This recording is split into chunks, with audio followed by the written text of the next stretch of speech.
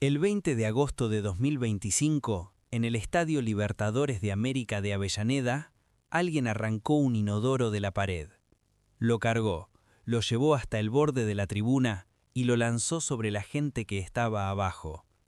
Esa es la imagen que el fútbol sudamericano no puede borrar. Pero el inodoro no fue el principio de esta historia. El principio fue horas antes, cuando un oficial de seguridad de la propia Conmebol puso por escrito que ese estadio, esa noche, con esa distribución de hinchas, era un error. Nadie lo escuchó, o alguien lo escuchó y decidió que no importaba.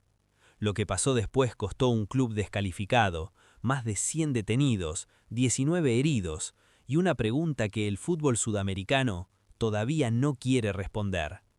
¿Quién es responsable de lo que ocurre dentro de un estadio? Avellaneda, 20 de agosto de 2025, 21 horas. Independiente recibía a la Universidad de Chile por la vuelta de los octavos de final de la Copa Sudamericana. El partido de ida había terminado 1-0 en Santiago, a favor de la U. Independiente necesitaba remontar en casa. Más de 3.000 hinchas chilenos habían viajado desde Santiago. La ida, jugada en Chile, no había tenido incidentes. Las barras incluso habían compartido una juntada previa y pintado un mural conjunto. Nada hacía prever lo que iba a ocurrir. O eso dijo la Conmebol. A los 11 minutos, Lucas Asadi abría el marcador para la U. La ventaja global se estiraba a 2 goles. El ambiente en las tribunas ya era tenso, pero el partido seguía. A los 15 minutos comenzaron los primeros lanzamientos. Desde la tribuna Pavón y Alta, donde estaba ubicada la hinchada visitante, empezaron a caer objetos sobre la bandeja inferior. Primero butacas, después pedazos de mampostería, después partes de sanitarios, después un inodoro completo. A los 27 minutos, Independiente igualaba el partido. El marcador era 1-1. Globalmente, la U seguía clasificando, pero a esa altura nadie miraba la cancha. En el entretiempo, la situación escaló. Se arrancaron más butacas, varias fueron prendidas fuego. Un encapuchado lanzó una bomba de estruendo hacia la Garganta del Diablo, el sector donde se ubican los familiares de los jugadores de Independiente. Eso rompió el último límite. El segundo tiempo apenas duró 2 minutos. Espectadores bajaron a la cancha. Los jugadores de la U intentaron calmar a su propia gente. No hubo caso. El árbitro uruguayo Gustavo Tejera detuvo el partido. Ya no lo reanudaría. La Conmebol canceló el encuentro por falta de garantías de seguridad. El resultado final, más de 100 detenidos, 19 heridos, 2 de ellos en estado grave con intervención quirúrgica, un hincha que saltó al vacío desde la tribuna, acorralado, un colectivo de jugadores de la U destrozado en el estacionamiento. Los futbolistas chilenos permanecieron encerrados en los vestuarios durante horas, fueron evacuados de madrugada. Aquí es donde la historia se complica, porque los hechos de esa noche no empezaron cuando sonó el primer silbato, empezaron antes del partido. Según el comunicado oficial de Independiente emitido al día siguiente, la barra de la U de Chile fue la primera en actuar dentro del estadio. Antes de que comenzara el juego, un grupo de hinchas visitantes atacó e inutilizó el sistema cerrado de cámaras de seguridad en su sector. Primero las cámaras, después los baños, después los objetos volando sobre la tribuna de abajo. No fue una reacción espontánea, fue una secuencia. Y hay más. Videos que circularon en redes sociales mostraron a integrantes de la barra de la U de Chile en los pasillos del estadio enfrentándose con hinchas de Independiente. En uno de esos videos, uno de ellos mostró un cuchillo ante la cámara. Lo mostró, lo filmaron, lo subieron. Un integrante de la barra de la U declaró en medios argentinos al día siguiente que la pelea había sido, en sus palabras, como los vikingos, con lanzas y a matarnos. Esas no son las palabras de alguien que fue a ver un partido de fútbol. Y esto no era la primera vez. La barra de la U de Chile ya arrastraba un historial reciente de violencia que las autoridades conocían perfectamente. En enero de 2026, apenas meses después de los hechos de Avellaneda, la misma barra protagonizó nuevos incidentes en el Estadio Nacional de Chile durante un partido contra Audax Italiano. Prendieron fuego a butacas en la tribuna sur, se enfrentaron con la policía intentaron invadir el campo de juego. El partido fue interrumpido más de 10 minutos. El ministro de Seguridad chileno fue directo en sus declaraciones. En esas barras hay personas vinculadas a organizaciones criminales que usan el estadio como espacio de reclutamiento.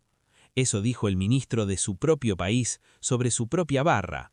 La pregunta entonces no es si la barra de la U llegó a Avellaneda con intenciones violentas. La pregunta es por qué la Conmebol los dejó entrar en esas condiciones. Horas antes del partido, un oficial de seguridad de la propia Conmebol redactó un informe. En ese informe advirtió que la distribución designada para la parcialidad visitante no era recomendable.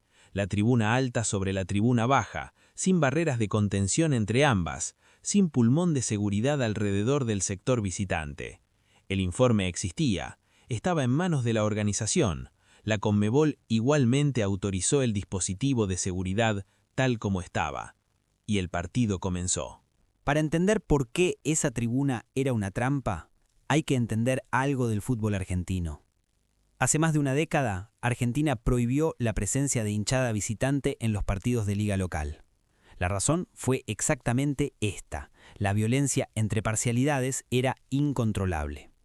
Como consecuencia de esa prohibición, muchos estadios argentinos eliminaron las estructuras de seguridad que separaban a los visitantes de los locales, las barreras físicas, los vallados, los corredones de contención.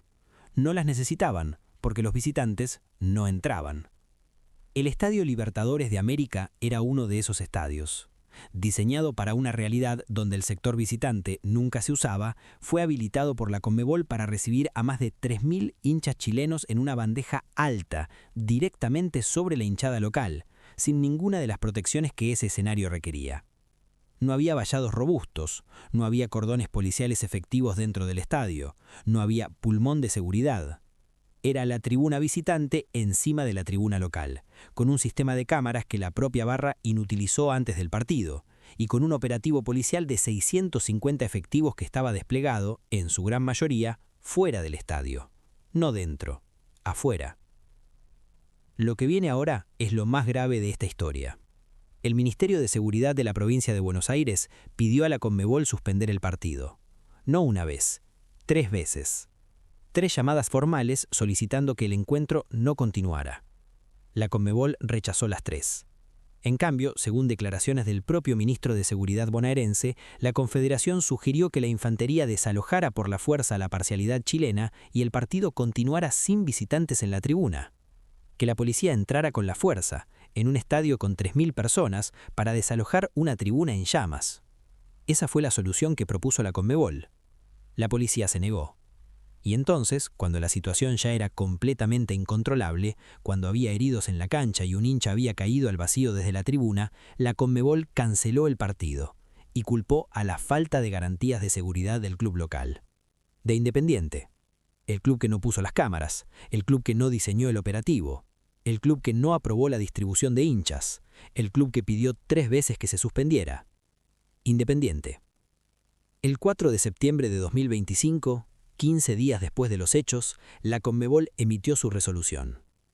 Independiente, descalificado de la Copa Sudamericana 2025, 7 partidos de local a puertas cerradas, 7 partidos de visitantes sin hinchas, multa de $250.000. La U siguió compitiendo, eliminó a Alianza Lima, llegó a semifinales, fue eliminada por Lanús, donde nuevamente hubo incidentes protagonizados por sus jugadores al final del partido. La Conmebol continuó organizando torneos, cobró sus derechos televisivos, emitió comunicados sobre tolerancia cero a la violencia. Y el oficial de seguridad que escribió ese informe horas antes del partido, advirtiendo que la distribución era un error, no fue mencionado en ninguna resolución oficial.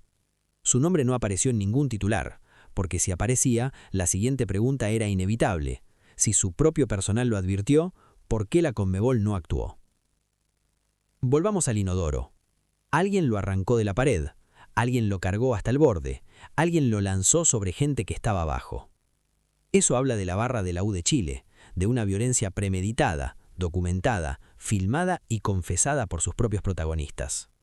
Pero ese inodoro estaba en un baño que nunca debió estar accesible sin control, en una tribuna que nunca debió habilitarse sin barreras, en un estadio que un oficial de seguridad advirtió que no estaba preparado. en un partido que 3 autoridades pidieron suspender. 2 culpables en la misma noche. Uno pagó con la descalificación, el otro siguió jugando, llegó a semifinales y acumuló nuevas sanciones. Y el tercero, el que tenía toda la información y eligió no usarla, emitió un comunicado, cobró sus multas y siguió organizando torneos. El fútbol sudamericano tiene un problema de violencia, pero tiene un problema mayor. Tiene una organización que sabe exactamente dónde están los riesgos y decide que el espectáculo es más importante que la seguridad de las personas. Hasta que alguien muere. Y entonces emiten otro comunicado.